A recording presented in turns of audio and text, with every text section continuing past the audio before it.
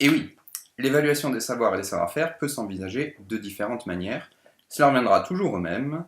Au final, une évaluation par note. Allez, je dis ça un petit peu pour choquer tout le monde, mais entendons-nous bien.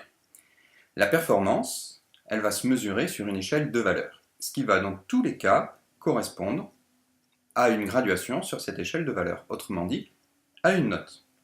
En fait, on peut représenter cela par trois modèles différents, on va dire.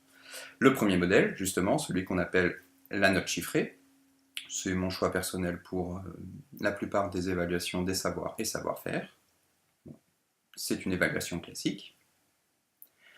Notre présentation, c'est une grille d'évaluation, j'insiste là-dessus, une grille d'évaluation et non pas une grille de compétences. Les compétences, on en parle tout à l'heure. Ce type de grille d'évaluation, on le retrouve notamment par le biais du logiciel Sacoche. Enfin, une troisième représentation, c'est un autre type de nivellement, par exemple un nivellement sur lequel on va jouer sur les différentes variables didactiques pour envisager de différencier la progressivité.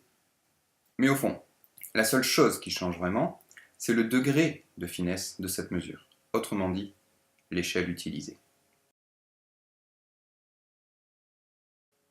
Pour le cycle 3 et le cycle 4, j'aimerais affiner un tout petit peu le modèle en présentant trois points qui me paraissent importants.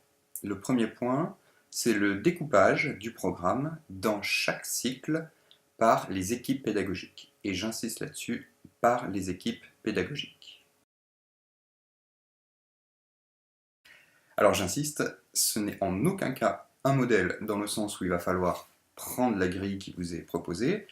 Ce que j'aimerais par le biais de cette vidéo, c'est de montrer que cela peut peut-être servir de modèle dans l'idée de composer une telle grille en se réunissant ensemble au sein de chaque équipe pédagogique. Ce que je vous propose comme entrée pour le découpage du programme à l'intérieur du cycle 4, ça va être tout d'abord sur cette feuille de calcul de lister les attendus de fin de cycle.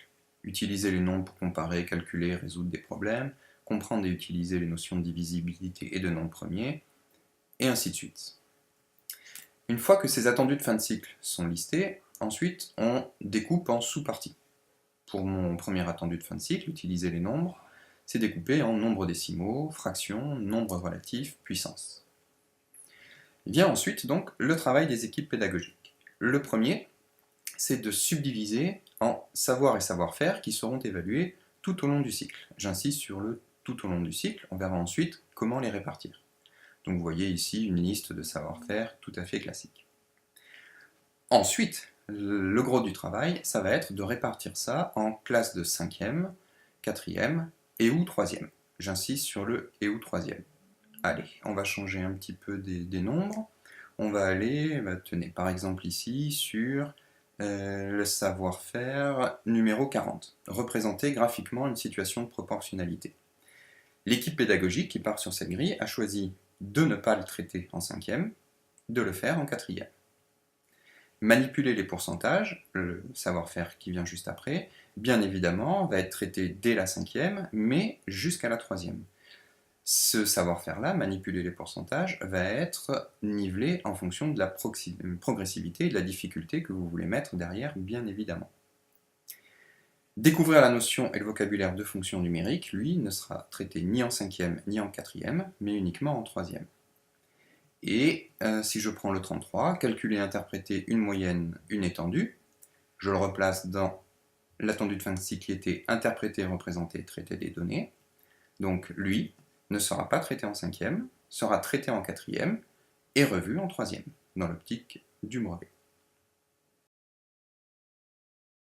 Un découpage similaire peut être envisagé dans le cycle 3.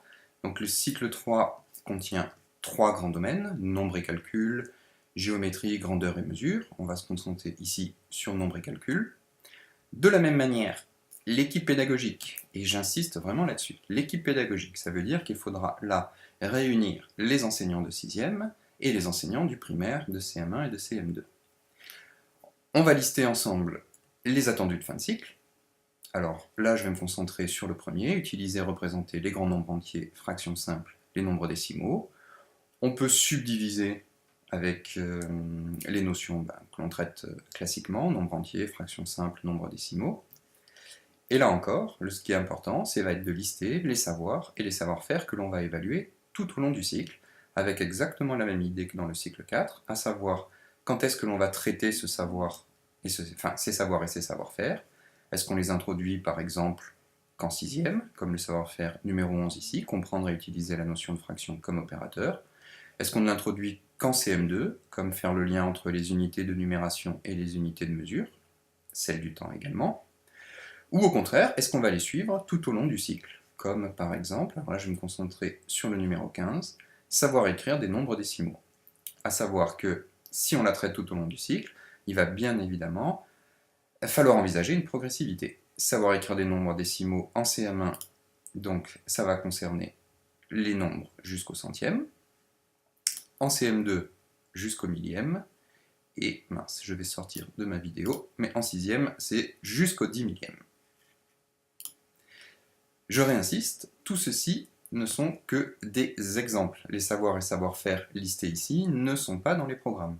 Ça va être à chacun de les construire en découpant justement les programmes qui sont proposés. Ceci n'est donc qu'un des exemples possibles.